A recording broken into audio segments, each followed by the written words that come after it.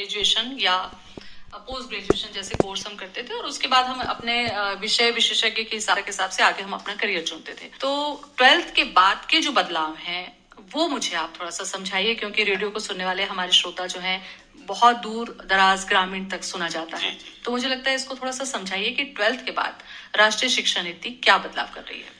देखिए, 12वीं के बाद जैसे ही बच्चा स्नातक के लिए आता है, स्नातक में हमारे पास बीए है, बीकॉम है, बीएससी है, बीबीए है, बीसीए है।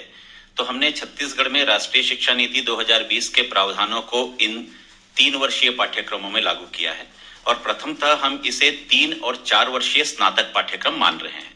वो इसलिए भी मान रहे हैं कि 3 साल के बाद भी बच्चा यदि चाहे तो वो एग्जिट का ऑप्शन लेके निकल सकता है और चौथे साल करने के लिए उसके ऊपर किसी प्रकार का कोई बंधन नहीं है। लेकिन यदि वो चाहता है कि चौथा साल भी करना चाहे तो वो कर सकता है। इसलिए हमने उसको 3 या 4 साल का स्नातक पाठ्यक्रम कहा है। अब ये स्नातक पाठ्यक्रम राष्ट्रीय शिक्षा नीति में पुराने पाठ्यक्रम जो 1986 का पाठ्यक्रम था उससे बिल्कुल अलग है।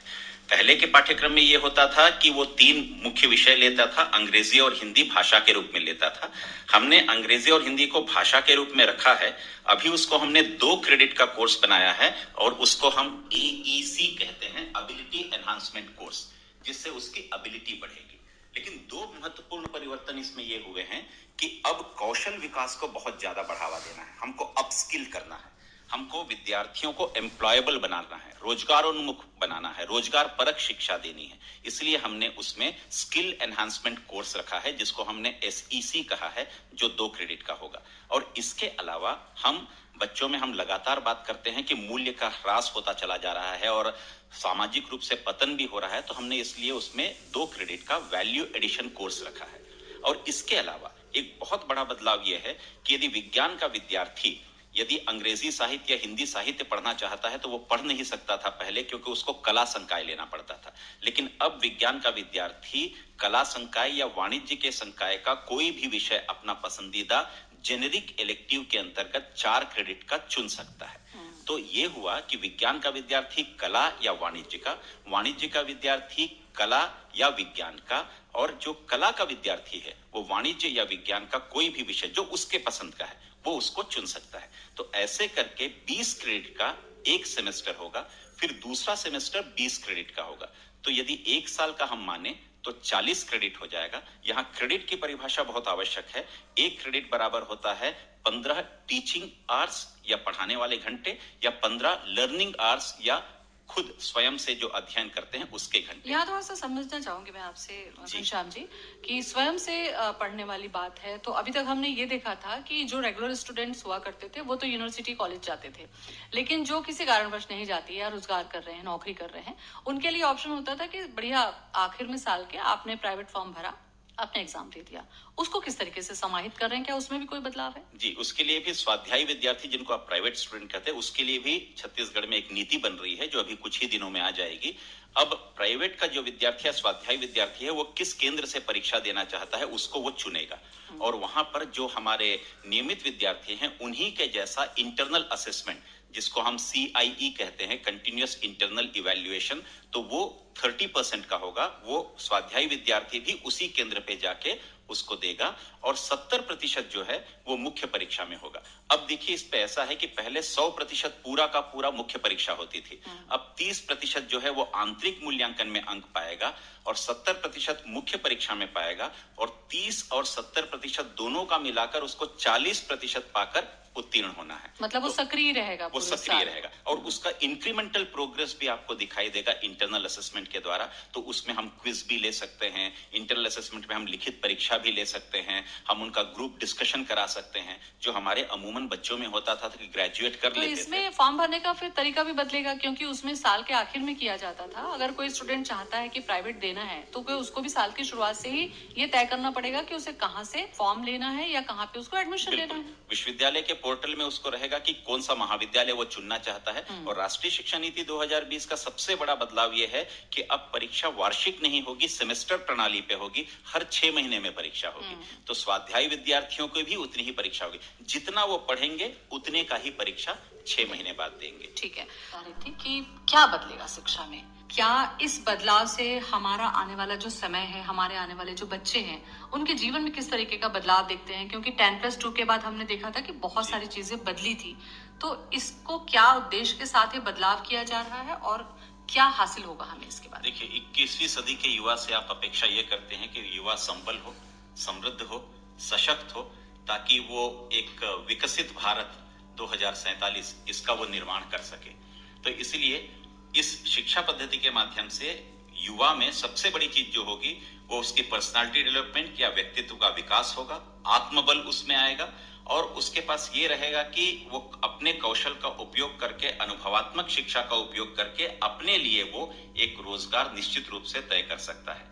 तो भाषा के माध्यम से, जैसे सुधीश जी ने कहा कि भाषा के माध्यम से वो परिपक्व होगा, हमने एईसी कहा है, एबिलिटी एनहांसमेंट कोर्स, उसमें बहुत सारी भाषाएं वो 2-2 क्रेडिट का लेके कर सकता है। एक भाषाई रूप से संबल होगा, दूसरा स्किल कौशल विकास से संबल होगा, तीसरा मूल्य इसके हिसाब से भी संबल होगा। जब ऐसा युवा, अभी के प्रणाली में आप देखेगा कि युवा के पास बहुत सारे ऐसे आयाम नहीं है, लेकिन राष्ट्रीय शिक्षा नीति में उसके पास विभिन्न आयाम है।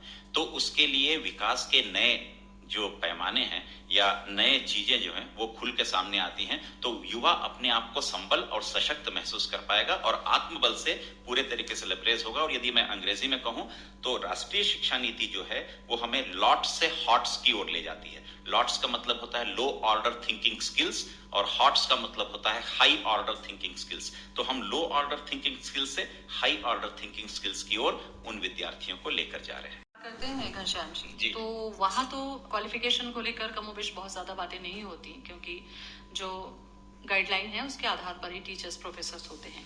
क्या आपको लगता है कि राष्ट्रीय शिक्षा नीति 2020 के लागू होने के बाद में शिक्षकों को भी अपग्रेड किया जाएगा? शिक्षकों की जो कार्य क्षमता है या उनका जो कार्यभार है उस पर जिम्मेदारी बढ़ेगी या कुछ नयापन होगा, उसको लेकर क्या कोई ट्रेनिंग या कोई व्यवस्था की जाएगी? जी देखिए, राष्ट्रीय शिक्षा नीति 2020 में जहां तक बात है तो निश्चित तौर पर जब भी कोई नई चीज आती है तो ये सामान्य तौर पर होता है कि हर एक व्यक्ति को अपने आप को अपग्रेड करने की जरूरत है, अपलिफ्ट करने की जरूरत है।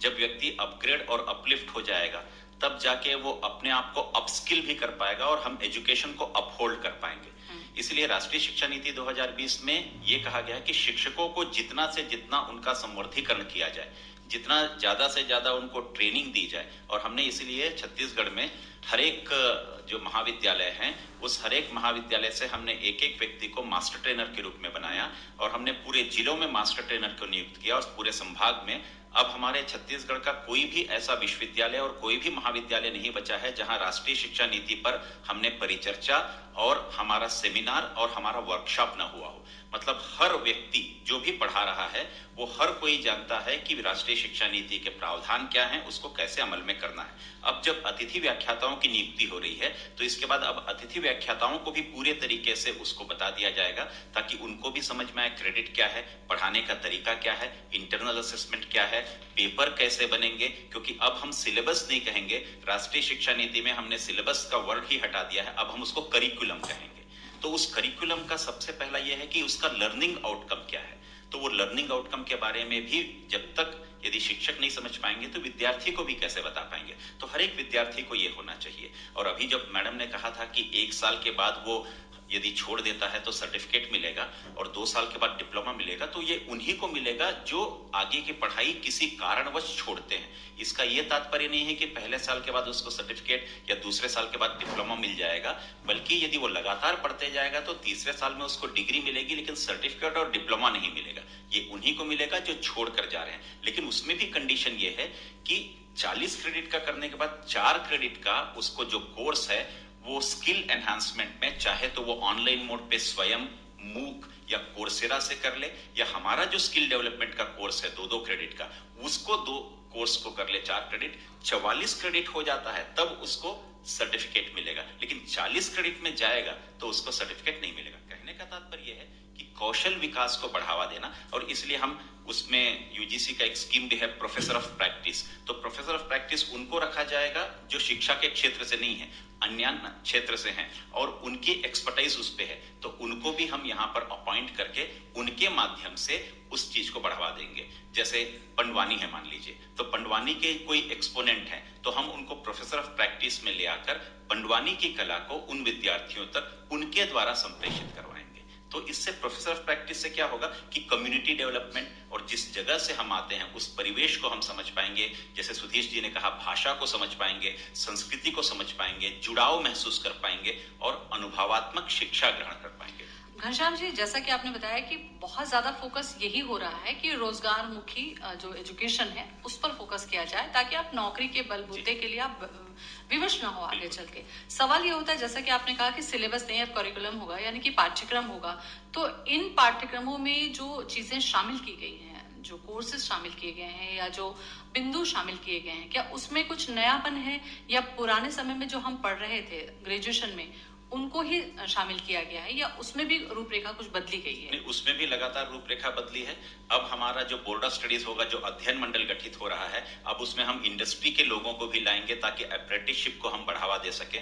उच्च शिक्षा विभाग विभिन्न अन्य विभागों से भी अब एमओयू करने जा रही है ताकि हम उन विभागों के साथ अपने विद्यार्थियों को, जो कला के हैं, वाणिज्य के हैं या विज्ञान के हैं, उनका भी अप्रेंटिसशिप हो सके। जैसे अभी मैडम ने बताया था कि अप्रेंटिसशिप को भी बढ़ावा दे रहे हैं। हम ये चाह रहे हैं कि विद्यार्थी को रोजगार परक बनाकर वो स्वयं पर ही निर्भर रहे और स्टार्टअप के जैसा भी स्टार्ट हो। और इसीलिए इन सारी चीजों को इंडस्ट्री वालों को जब हम अध्ययन मंडल में शामिल करते हैं तो उनके इनपुट्स भी उसमें डाले जाएंगे ताकि अनुभवात्मक शिक्षा के साथ साथ उनके साथ अप्रेंटिसशिप करके वो विद्यार्थी, यदि 3 या 4 विद्यार्थी हैं या अकेला विद्यार्थी है, अपना भी रोजगार वो कर सकता है या अपने कौशल को भी बढ़ावा दे सकता है। तो इसलिए पाठ्यक्रम में भी लगातार परिवर्तन हो रहे हैं। ठीक है डॉक्टर, जैसे मध्याह्न भोजन और नाश्ते सारी व्यवस्थाएं यहाँ पर है, परिवेश स्कूल का जो माहौल है, क्योंकि देखिए ग्रामीण स्तरों में ड्रॉप आउट का एक कारण ये भी देखा गया था कि स्कूल परिसर में टॉयलेट्स नहीं है, स्कूल परिसर में खेल के मैदान नहीं है, स्कूल परिसर में लाइब्रेरीज नहीं है, ऐसी जो दूसरी चीजें हैं वो नहीं है। क्या आपको लगता है कि इस पॉलिसी में उसको जगह दी गई है कहीं? जी,